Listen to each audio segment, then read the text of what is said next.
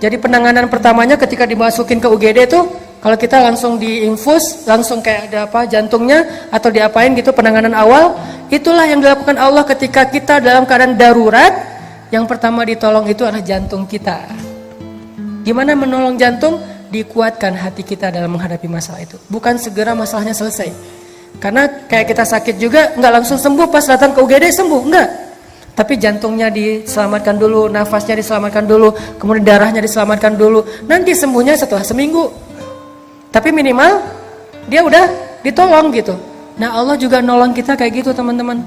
Di awal ketika kita percaya sama Allah, ya Allah saya lagi ada masalah, tapi Engkau lah yang maha kuasa atas segala sesuatu. Saya tenang ada Engkau ya Allah. Saya mengandalkan Engkau banget ya Allah. La haula wala quwata illa billah. Hasbiyallahu wa ni'mal wakil. Udah, setelah itu Allah akan tolong hati kita.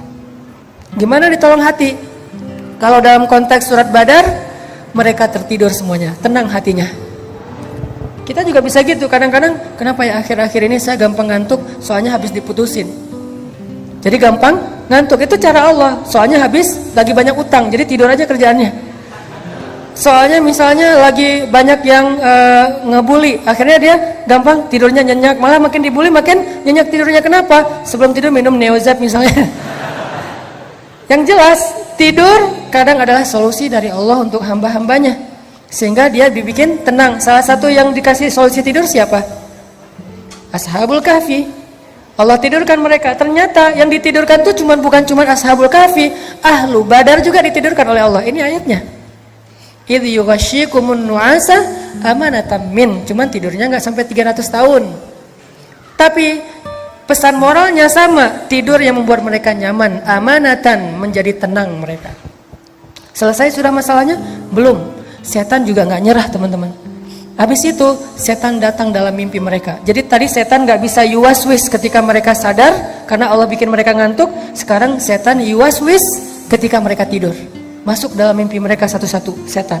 Kan setan itu ya jerima jeredam kan? Dia ngalir dalam aliran darah manusia. Dia bikin mimpi sahabat tuh jadi mimpi basah. Maaf.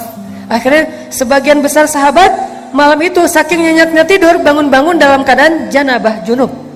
Mimpi basah. Siapa yang ngerjain itu? Setan. Kok usah nyalahin setan? Emang salah? Salahnya apa? Siapa suruh jadi setan? Satu-satunya suuzon yang berpahala adalah suuzon kepada setan. Dan satu-satunya husnuzon yang berdosa adalah husnuzon kepada setan. Ustaz jangan salahin setan, kasihan setan gak ada apa-apa kok. Enggak, itu husnuzon kepada setan gak boleh. Harus suuzon. Kayak Yusha, muridnya Musa, ketika jalan touring bareng dengan Musa mau nyari guru kan, Khidir. Terus tiba-tiba di tengah jalan ikan yang dipegang sama Yusha berenang lagi padahal udah mati. Terus Yusha lupa nyeritain itu ke Musa. Jalan pas udah lapar, Musa bilang mana ikan kita? Aduh saya lupa. Apa kata-kata Yusha dia dalam ayat itu? Wa ma ansanihu illa asyaitanu an adzkurah. Tidak ada yang membuat saya lupa akan peristiwa itu kecuali setan tuh, kata Yusha. Apakah Musa bilang, kok kamu nyalahin setan sih, nyari kambing hitam deh? Enggak kan? Kenapa? Karena setan emang untuk disalahin. Jadi ketika ada dua orang, teman sahabat, cowok cewek dan bukan mahram ya, mereka salah satunya misalnya si cowoknya nelfon, aku anterin ya, jangan deh, aku tunggu jemputan aja, tapi lama nggak apa, aku anterin kok. Kamu nggak percaya sama aku? Bukan nggak percaya sama dia, nggak percaya sama setan. Jadi kalau kita menjaga hubungan kita jarak dengan lawan jenis, walaupun dia sahabat karib kita, ipar kita, sepupu kita, kita bukan nggak percaya sama dia, kita percaya banget sama dia, tapi kita nggak percaya sama setan. Itu analogi berpikirnya. Sehingga jangan sampai kita menganggap teman kita yang nggak mau jalan bareng kita, nggak mau semobil dengan kita, seolah-olah dia kayak ngeraguin kita. Bukan. Jangan suuzon dulu, jangan menjudge. Karena dia sangat yakin sama kita, sangat percaya sama kita, tapi dia sangat ragu kepada setan yang ada di antara kita. Sehingga dua orang yang sama-sama soleh bisa aja tergelincir bukan karena niat buruk, tapi karena mereka memberi kesempatan kepada setan untuk menggoda mereka. Akhirnya setan datang, sahabat pada mimpi basah, janabah, pas bangkit dari tidurnya mereka harus mandi junub. Sementara air kurang. Ini gimana nih, kita harus mandi junub tapi nggak ada air. Mulai galau yang kedua nih, galau yang ketiga. 3 kali galau. Gimana kita akan berperang? Katanya ini perang suci tapi kita kotor. Katanya kita akan menghadapi musuh sementara kita juga najis. Gimana ini? Galau berat. Akhirnya Allah turunkan apa teman-teman? Hujan. Luar biasa ya cara Allah nolong. Coba lihat ayatnya. Masih ayat 11. Wa yunazzilu 'alaikum minas samaa'i ma'an liyutahhirakum bih wa yudhhib 'ankum rijzasy syaitan. Allah turunkan air dari langit sehingga para sahabat tiba-tiba langsung bisa mandi janabah di bawah hujan dan mereka bertakbir Allahu Akbar, Allahu Akbar. Dan hujan itu anehnya lokal banget, cuman di campnya para sahabat doang. Camp seberang tuh nggak hujan. Yang camp seberang gini aja. Kok di sana hujan sih? Yang di sini hujan, di sana kering. Itu kayak gitu banget cara Allah ngasih rezeki ya. Keajaiban ini muncul gara-gara dari awal mereka sudah lulus ujian ats-tsiqah billah. Jadi kalau kita memulai satu urusan kita dengan tsiqah billah, udah serahin aja. Lika-likunya tuh Allah ya akan ngasih kejutan. Banyak banget kejutan-kejutan indah. Udah selesai di situ belum? Udah pada mandi, udah pada segar, malah lebih segar daripada sebelum tidur gitu ya. Udah segar banget. Pas mau menghadapi musuh, mereka ngelihat musuh ini tangguh-tangguh dengan kan kaum muslimin dalam perang Badar yang pakai kuda itu cuma 2 orang kalau nggak salah, sisanya jalan kaki. Sementara musuh sebagian besarnya pakai kuda dan onta, pakai perisai, pakai baju besi, pakai pedang yang lebih panjang, lebih gede daripada kaum muslimin. Kan gentar juga nih ngelihat musuh yang gagah-gagah. Gagah-gagah juga ya. Akhirnya apa? Allah tolong lagi. Tiba-tiba pas mereka ngelihat ke langit, mereka ngelihat barisan cewek-cewek. Maaf, bukan barisan malaikat. Barisan malaikat berbaris di langit. Jangan lihat ke atas. Saya aja yang udah punya pasangan. Insya Allah aman. Ntar gak dibukain pintu. Ternyata pas ngelihat ke langit, itu udah banyak barisan malaikat. Jadi menurut saya perang Badar yang paling benar itu logikanya bukan 300 lawan 1000. Karena kaum muslimin itu bukan 300 orang, 300 orang plus 1000 malaikat.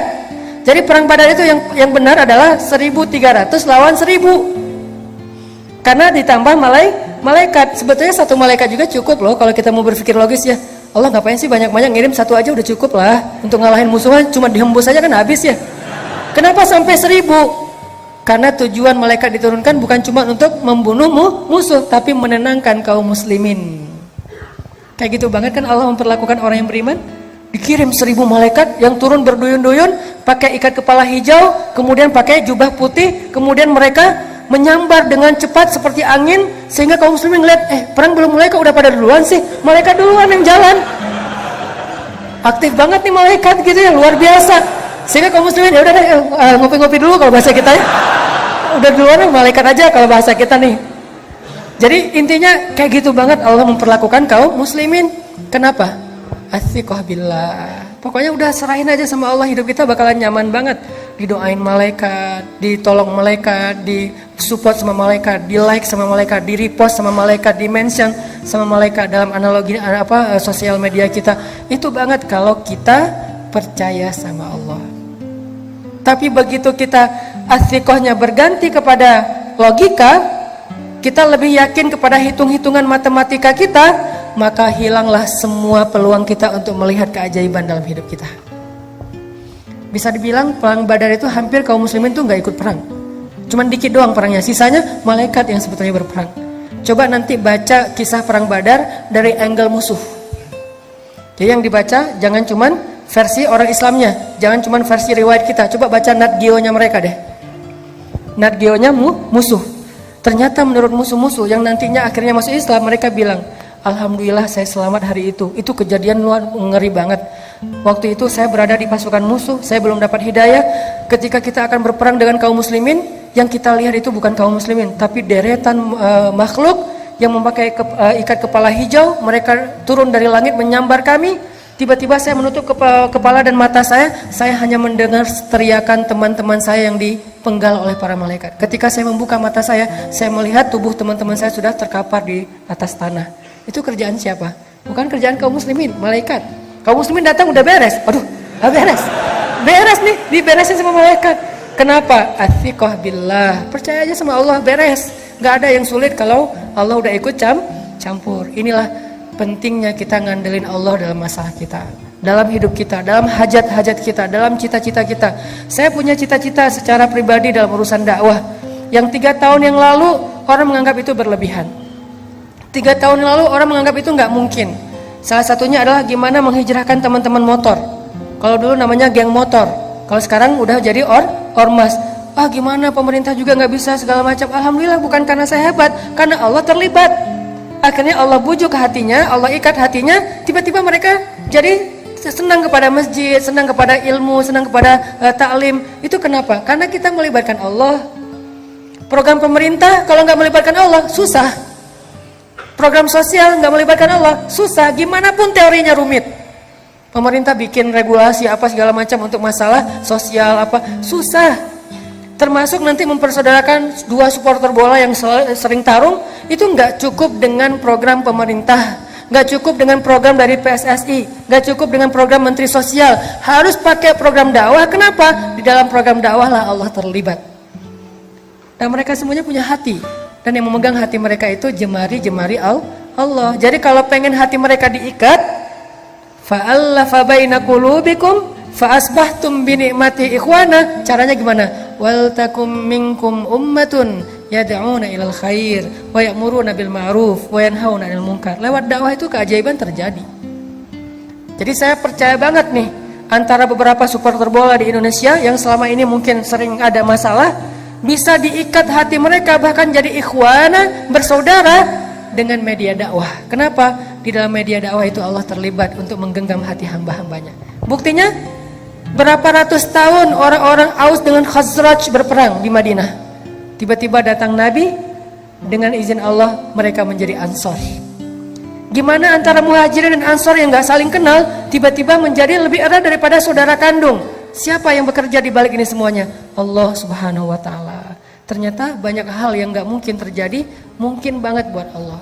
Kalau ini aja mungkin, mempersaudarakan, mengikat hati antara Muhajirin dan Ansor, antara Aus dengan Khazraj, antara satu geng motor dengan geng motor yang lain, itu mudah buat Allah. Apalagi sekedar mengikat hati kita dengan Dia.